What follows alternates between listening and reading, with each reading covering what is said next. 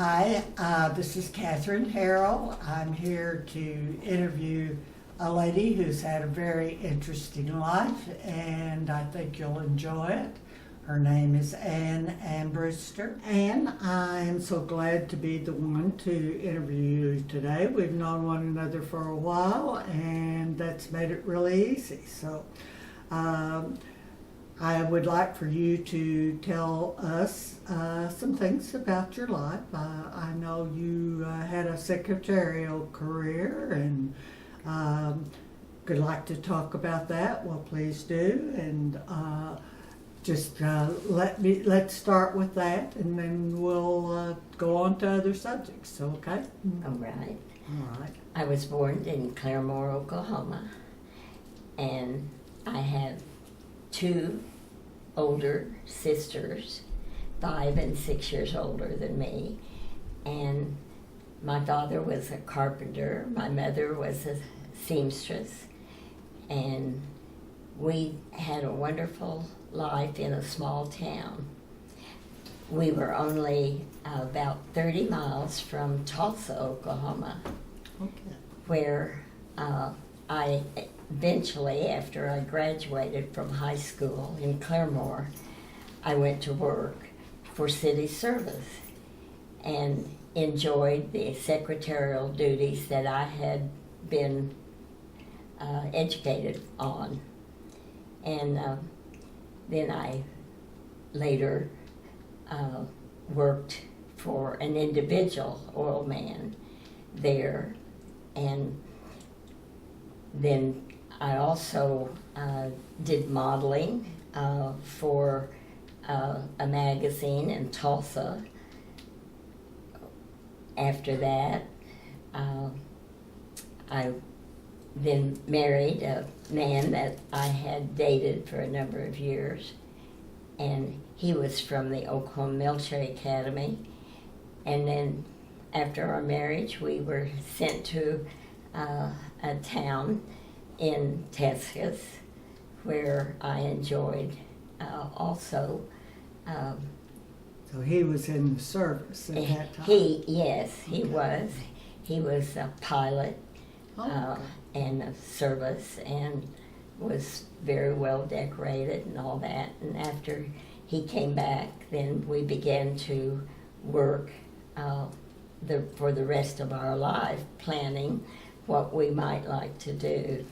Okay. So, You had a ranch in well, the Claremore? ranch came later. Came later, okay. After years of secretarial duties that I had.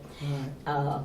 And he was also associated with a company, But the ranch was his dream. but the ranch was always my husband's dream, because he was one of 9 boys, no girls. Oh my goodness. And Poor mother. and his mother was just a little thing, and I was very happy to be within their family, because they were all very hard workers, and just like my dad being a carpenter and my mom being a seamstress, and Right. so did the normal things of graduating and going to work and being hopefully a good citizen. Well, I'm sure you were. And after you lost your husband, you traveled a lot, didn't you? Yes, ma'am, I did. I was very lucky to hold jobs that I could save enough money to travel and do some things. That's wonderful. Yeah. I think you've been on just about every continent, I if I have. remember correctly. I sure have, Catherine. I have worked in Texas and in California and also Alaska. And that was really, back in those days, the last frontier. Yeah. So I was fortunate with his job, transferring him in the oil business to Alaska, to Anchorage. And I immediately got a very good job with the government, and we manned all the ballistic missile early warning systems Oh my and all the goodness. long lines throughout Alaska. I dealt with all the generals and the colonels, and it was really a very, very nice place for the only 6 years that we lived there. Okay. Well, that was quite an experience in those days, particularly. It was. Because Mostly I had only dealt with the oil business. right. But tell us a little bit more about your ranch. Do Well, you it was still my- have it?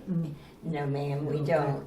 It was my husband's dream. He was one of 9 boys, third from the oldest, and that was his dream, was always having. So we started out with 80 acres, and every time I'd go home to visit my parents in Claremore and come back, he bought another 80. So that went on for a number of years until we finally, when we sold out the ranch after 30 years of working cattle, Right. we had 400 head of cattle, Bramazine, crossed between Limousin heifers and Bramazine bulls. Oh man. And, yeah. That's a valuable herd. Yeah, yeah, and so that I had a greenhouse, and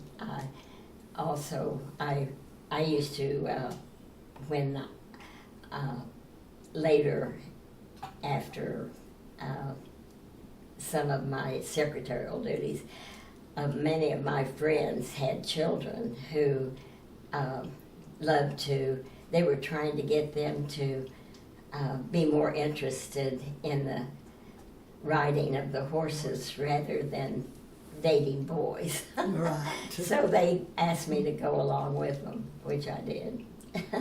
Yeah, I knew you loved to ride horseback and did that, but you have other athletic skills too. Aren't you a big tennis player for one thing? Well, my tennis career developed after I was an adult, and I really enjoyed it, and I did very well. I made a lot of nice friends, as well as also enjoying getting better at my tennis. And it seems like that there was another sport that you like to participate in besides the riding and the tennis. Am I backing that up? But golf. You played golf? Yes, ma'am, but Okay. more so than golf, I excelled in tennis. Yeah. And I went on to be well enough to win state champion several times. Okay. But That's pretty good. I was very lucky, but I was very interested in the athletics part. My dad had been an athlete in his career, and so at least he lived long enough to get to see me play too. Well, what was prompted your move to Epworth, and how have you enjoyed it? Well, I've been working in the oil business for independent oil man for a number of years here in Oklahoma City, and I, of course, pursued my tennis career too. Right. So I've been very lucky by being healthy enough to pursue all this. Continue to do it. Okay. Yeah, we started out with, you might find this a little amusing, we started out with 80 acres, and that was east of Norman, Oklahoma, on a bare piece of land that my husband, of course, wanted to pursue this, and so I wanted to too. So he knew he had to build me a nice home and a swimming pool and tennis court, the whole 9 yards. So all my friends in Oklahoma City would bring their children down during the day, and they'd get to use all those places Right. on the ranch, and while we played cards or whatever. Whatever, yeah. Well, I remember going to a really big party there that you all had, and you had thought of everything. It was wonderful. So, Oh, well. entertaining was another skill that you had. He had been in the oil business himself. In fact, he and his partner, over the years, decided they had not only gone to college together, but they decided they'd work for the same company. And then they got this idea that why didn't we just have our own company? So Okay. that's what we did, and we took it on the American Stock Exchange. Oh, okay. So- The- He pursued his yeah. dream before he deceased. Now, I never knew your husband, but except just casually. But I understand he was quite a guy. So Well, I was told that, and I found it to be true. yeah. Yeah, although he was a Texan and I'm an Oklahoman, so. That is the case with a lot of people because for one thing, a lot of Texans came to schools in Oklahoma. That's right. OU and Yeah. OSU both, I think. So, but- He and his buddy he had gone to school with decided, why do we need to work for someone else? We'll just make our own company. Yeah. So over a period of years, that's what happened, and we took it on the American Stock Exchange and sold out. Oh, wow. Okay. And then we just became ranching people. But you could do anything you wanted to after that, for sure. So, Yes, we were very lucky. What was your favorite place that you traveled to?